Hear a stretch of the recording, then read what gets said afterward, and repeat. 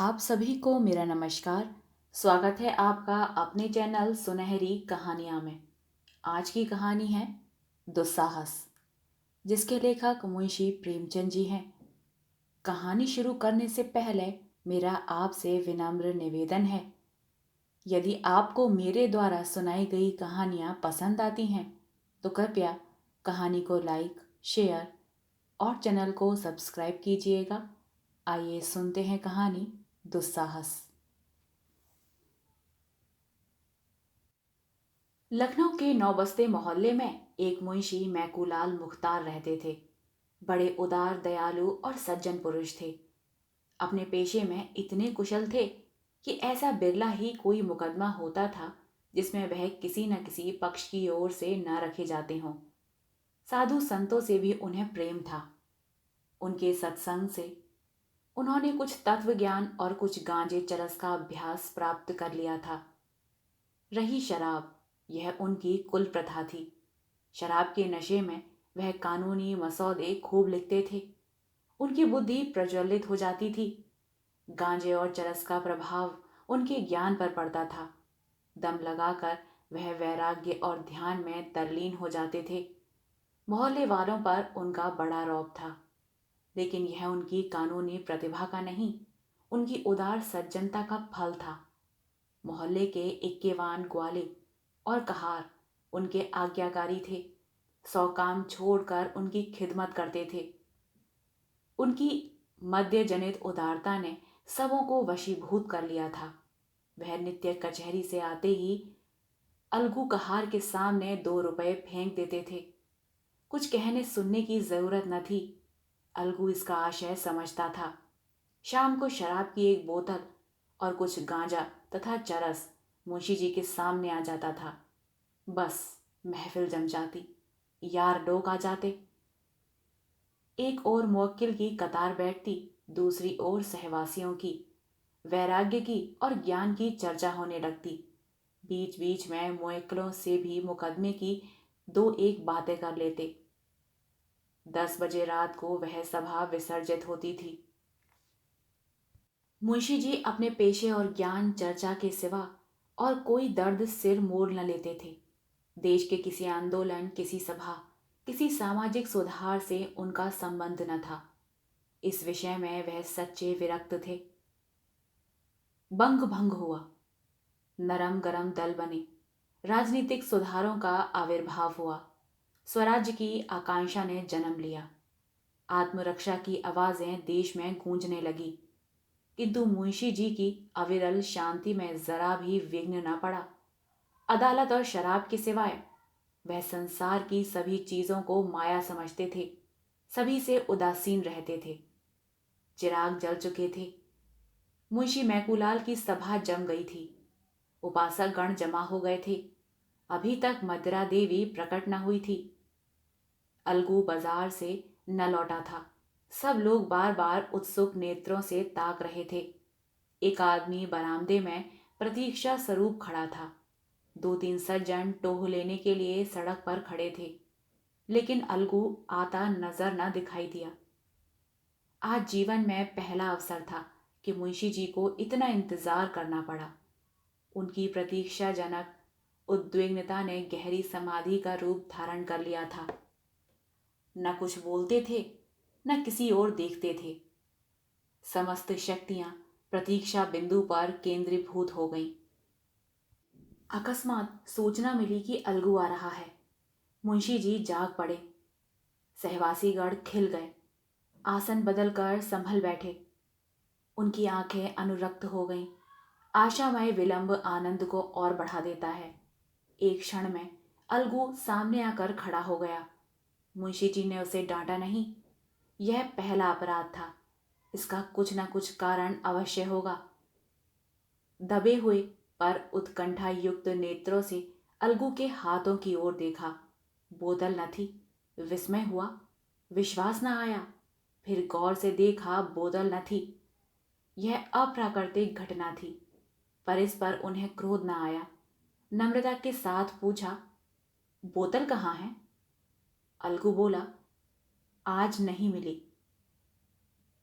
मैकूलाल बोले, यह क्यों? दुकान के दोनों नाके रोके हुए सुराज वाले खड़े हैं, किसी को उधर जाने ही नहीं देते।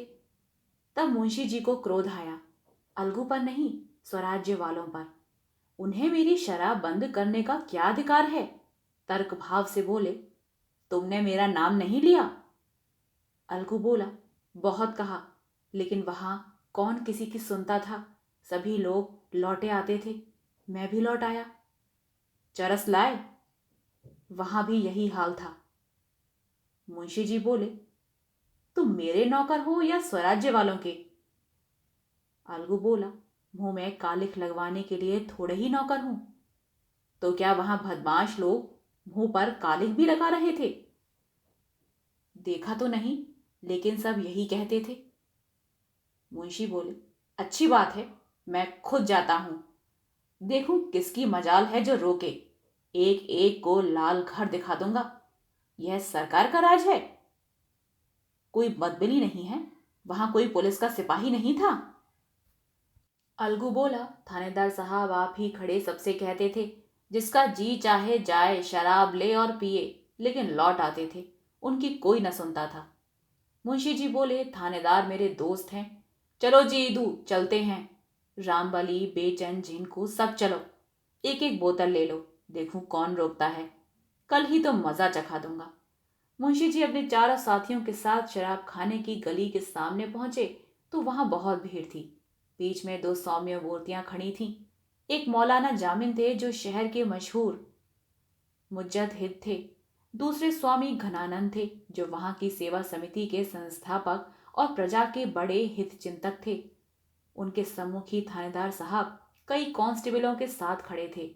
मुंशी जी और उनके साथियों को देखते ही थानेदार साहब प्रसन्न होकर बोले, आइए मुख्तार साहब, क्या आज आप ही को तकलीफ करनी पड़ी? ये चारों आप ही के हमराह हैं ना? मुंशी जी बोले, जी हाँ, पहले आदमी भेजा वह नाकाम वापस गया। सुना आज यहाँ हड़बोंग मची हुई है, स्वराज्य वाले किसी को अंदर जाने ही नहीं देते। थानेदार बोला, जी नहीं, यहाँ किसकी मजाल है जो किसी के काम में हाजिर हो सके। आप शौक से जाइए, कोई चूं तक नहीं कर सकता। आखिर मैं किस लिए हूं? मुंशी जी ने गौरवोन्नत दृष्टि से अपने साथियों को देखा और गली में घुसे कि इतने में मौलाना जामिन ने इदू से बड़ी नम्रता से कहा, दोस्त, यह तो तुम्हारी नमाज का वक्त है, यहाँ कैसे आए? क्या ऐसी दीनदारी के बल पर खिलाफत का मसला हल करेंगे? इदू के पैरों में जैसे लोहे की बेड़ी पड़ गई। लज्जित भाव से खड़ा भूमि की ओर ताकने लगा। आगे कदम रखने का साहस न हुआ। स्वामी घनानंद ने मुंशी जी और उनके बाकी तीन साथियों से कहा, बच्चा, यह पंचामृत लेते जाओ, तुम्हारा कल्याण होगा। झिनकू, रामबली और बेचन ने अनिवार्य भाव से हाथ फैला दिए और स्वामी जी से पंचामृत लेकर पी गए। मुंशी जी ने कहा, इसे आप खुद पी जाइए, मुझे जरूरत नहीं। स्वामी जी उनके सामने हाथ जोड़कर खड़े हो गए और विनोद भाव से बोले, इस भिक्षुक पर आज दया कीजिए, उधर न जाइए। लेकिन मुंशी जी ने उनका हाथ पकड़कर सामने से हटा दिया और गली में दाखिल हो गए। उनके तीनों साथी स्वामी जी के पीछे सिर झुकाए खड़े रहे। मुंशी बोले, रामबली, झिनकू आते क्यों नहीं? किसकी ताकत है कि हमें रोक सके? झिनकू बोला, तुम ही काहे नहीं लौट आवत हो? साधु संतन की बात माने का होता है। मुंशी बोले, तो इसी हौसले पर घर से निकले थे? रामबली बोला, निकले थे कि कोई जबरदस्ती रोकेगा तो उससे समझेंगे। साधु संतों से लड़ाई करने थोड़े ही चले थे। मुंशी बोले, सच कहा है, गंवार भेड़ होते हैं। बेचैन बोला, आप शेर हो जाएं, हम भेड़ ही बने रहेंगे। मुंशी जी अकड़ते हुए शराब खाने में दाखिल हुए। दुकान पर उदासी छाई हुई थी। कलवार अपनी गद्दी पर बैठा औंघ रहा था। मुंशी जी की आहट पाकर चौंक पड़ा। उन्हें तीव्र दृष्टि से देखा, मानो यह कोई विचित्र जीव है। बोतल भर दी और औंघने लगा। मुंशी जी गली के द्वार पर आए तो अपने साथियों को न पाया। बहुत से आदमियों ने उन्हें चारों ओर से घेर लिया और निंदा सूचक बोलियां बोलने लगे। एक ने कहा, दिलावर हो तो ऐसा हो। दूसरा बोला, है कोई पुराना पियक्कड़, पक्का लतियल। इतने में थानेदार साहब ने आकर भीड़ हटा दी। मुंशी जी ने उन्हें धन्यवाद दिया और घर चले। एक कांस्टेबल भी रक्षार्थ उनके साथ चला। मुंशी जी के चारों मित्रों ने बोतल फेंक दी और आपस में बातें करते हुए चले। झिनकू बोला, एक बेर हमार इक्का बिगेर में पकड़ जात रहे तो यही स्वामी जी चपरासी से कहे सुन के छुड़ाए दिहन रहा। रामबली ने बोला, पिछले साल जब हमारे घर में आग लगी थी तब भी तो यही सेवा समिति वालों ने ले देकर पहुंच गए थे, नहीं तो घर में एक सूत न बचता। बेचैन बोला, मुख्तार अपने सामने किसी को गिनते ही नहीं। आदमी कोई बुरा काम करता है तो छिप के करता है, यह नहीं कि बेहाई पर कमर बांध ले। झिनकू बोला, भाई पीठ पीछे काऊ की बुराई न करन चाही, और जौन हुए पर आदमी बड़ो अकबाली हो, उतय आदमियों के बीच वहां कैसे घुसत चलो गयो। रामबली बोला, यह कोई अकबाल नहीं है, थानेदार न होता तो आटे दाल का भाव मालूम हो जाता। बेचन बोला, मुझे तो कोई 50 रुपए देता तो भी गली में पैर न रख सकता, शर्म से सिर ही नहीं उठता था। इदू बोला, इनके साथ आकर आज बड़ी मुसीबत में फंस गया। मौलाना जहां देखेंगे वहां आड़े हाथों लेंगे। दीन के खिलाफ ऐसा काम क्यों करें कि शर्मिंदा होना पड़े। मैं तो आज मारे शर्म के गढ़ गया। आज तौबा करता हूं, अब इसकी तरफ आंख उठाकर भी ना देखूंगा। रामबली बोला, शराबियों की तौबा कच्चे धागे से मजबूत नहीं होती। इदू बोला, अगर फिर कभी मुझे पीते देखना तो मुंह पर कालिख लगा देना। बेचन बोला, अच्छा तो इसी बात पर आज से मैं से छोड़ता हूं, अब पीऊं तो गऊ रक्त बराबर। झिंकू बोला, तो का हम ही सबसे पापी हन, फिर कभू जो हमका पियत देखियो बिठाई के 50 जूं तो लगाओ। रामबली बोले, अरे जा, अभी मुंशी जी बुलाएंगे तो कुत्ते की तरह दौड़ते हुए जाओगे। झिंकू बोला, मुंशी जी के साथ बैठे देखियो तो 100 जूता लगाओ। जिनके बात में फर्क है उनके बाप में फर्क है। रामबली बोला, तो भाई मैं भी कसम खाता हूं कि आज से गांठ के पैसे निकाल कर ना पीऊंगा। हाँ, मुफ्त की पीने में इनकार नहीं। बेचन बोला, गांठ के पैसे तुमने कभी खर्च किए हैं? इतने में मुंशी मैकूलाल लपके हुए आते दिखाई दिए। यद्यपि वह बाजी मार कर आए थे, मुख पर विजय गर्व की जगह खिसियानापन छाया हुआ था। किसी अव्यक्त कारणवश वह इस विजय का हार्दिक आनंद ना उठा सकते थे। हृदय के किसी कोने में छिपी हुई लज्जा उन्हें चुटकियां ले रही थी। वह स्वयं अज्ञात थे, पर उस दुस्साहस का खेद उन्हें व्यथित कर रहा था। रामबली ने कहा, आइए मुख्तार साहब, बड़ी देर लगाई। मुंशी बोले, तुम सब के सब गावदी ही निकले, एक साधु के चकमे में आ गए। रामबली बोले, इन लोगों ने तो आज से शराब न पीने की कसम खा ली है। मुंशी बोले, ऐसा तो मैंने मर्द ही नहीं देखा जो एक बार इसके चुंगल में फंस कर निकल जाए। मुंह से बकना दूसरी बात है। इदू बोला, जिंदगी रही तो देख लीजिएगा। झिनकू बोला, दाना पानी तो काऊ से नहीं छूट सकत है, और बातन का जब मनवा आवे छोड़ दो। बस चोट लग जाए का चाही, नशा खाए बिना को मर नहीं जाते। मुंशी जी बोले, देखूंगा तुम्हारी बहादुरी भी। बेचन बोला, देखना क्या है, छोड़ देना कोई बड़ी बात नहीं। यही ना होगा कि 2-4 दिन जी सुस्त रहेगा। लड़ाई में अंग्रेजों ने छोड़ दिया था, जो इसे पानी की तरह पीते थे, तो हमारे लिए कोई मुश्किल काम नहीं। यही बातें करते हुए लोग मुख्तार साहब के मकान पर आ पहुंचे। दीवान खाने में सन्नाटा था। मुवक्किल चले गए थे। अलगू पड़ा सो रहा था। मुंशी जी मसनद पर जा बैठे और अलमारी से ग्लास निकालने लगे। उन्हें अभी तक अपने साथियों की प्रतिज्ञा पर विश्वास न आता था। उन्हें पूरा यकीन था कि शराब की सुगंध और लालिमा देखते ही सभी की तौबा टूट जाएगी। जहां मैंने जरा बढ़ावा दिया, वहीं सब के सब आकर डट जाएंगे और महफिल जम जाएगी।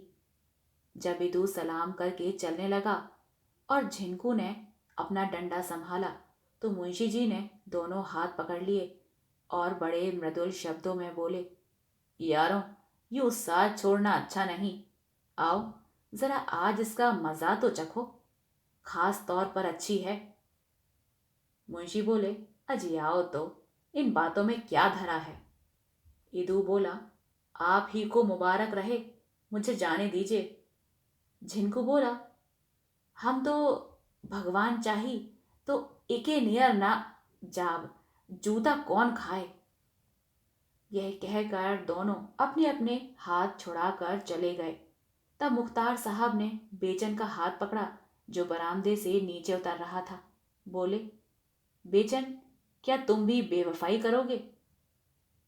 बेचन बोला, मैंने तो बड़ी कसम खाई है, जब एक बार इसे गौ रक्त कह चुका तो फिर इसकी ओर ताक भी नहीं सकता। कितना ही गया बीता हूं, तो क्या गौ रक्त की लाज भी न रखूंगा। अब आप भी छोड़िए, कुछ दिन राम राम कीजिए, बहुत दिन तो पीते हो गए। यह कहकर वह भी सलाम करके चलता हुआ अब अकेले रामबली रह गए। मुंशी जी ने उससे शोकातुर होकर कहा, देखो रामबली, इन सभी की बेवफाई, यह लोग ऐसे ढुलमुल होंगे, मैं न जानता था। आओ, आज हम तुम ही सही, दो सच्चे दोस्त ऐसे दर्जनों कचलोहियों से अच्छे हैं। आओ, बैठ कर जाओ। रामबली बोला, मैं तो हाजिर ही हूं, लेकिन मैंने भी कसम खाई है कि कभी गांठ के पैसे खर्च करके ना पीऊंगा। मुंशी बोले, अजी, तब तक मेरे दम में दम है, तुम जितना चाहो पियो, गम क्या है। रामबली बोला, लेकिन आप न रहे तब? ऐसा सज्जन फिर कहाँ पाऊंगा। मुंशी बोले, अजी, तब की तब देखी जाएगी, मैं आज मरा थोड़ा ही जाता हूं। रामबली बोले, जिंदगी का कोई एतबार नहीं, आप मुझसे पहले जरूर ही मरेंगे, तो उस वक्त मुझे कौन रोज पिलाएगा। तब तो छोड़ भी ना सकूंगा। इससे बेहतर यही है कि अभी से फिक्र करूं। मुंशी बोले, यार, ऐसी बातें करके दिल छोटा ना करो। आओ बैठ जाओ, एक ही गिलास ले लेना।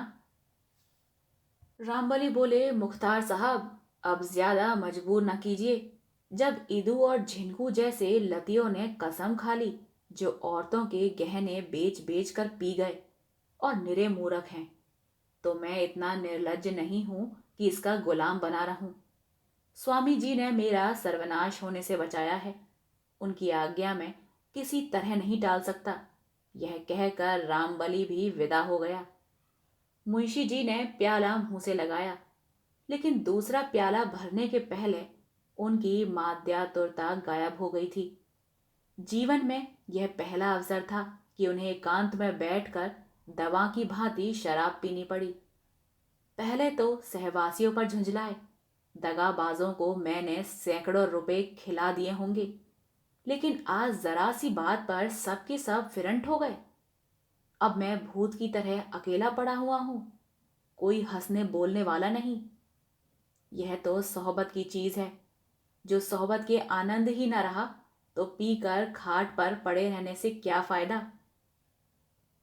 मेरा आज कितना अपमान हुआ। जब मैं गली में घुसा हूं तो सैकड़ों ही आदमी मेरी ओर आग्नेय दृष्टि से ताक रहे थे।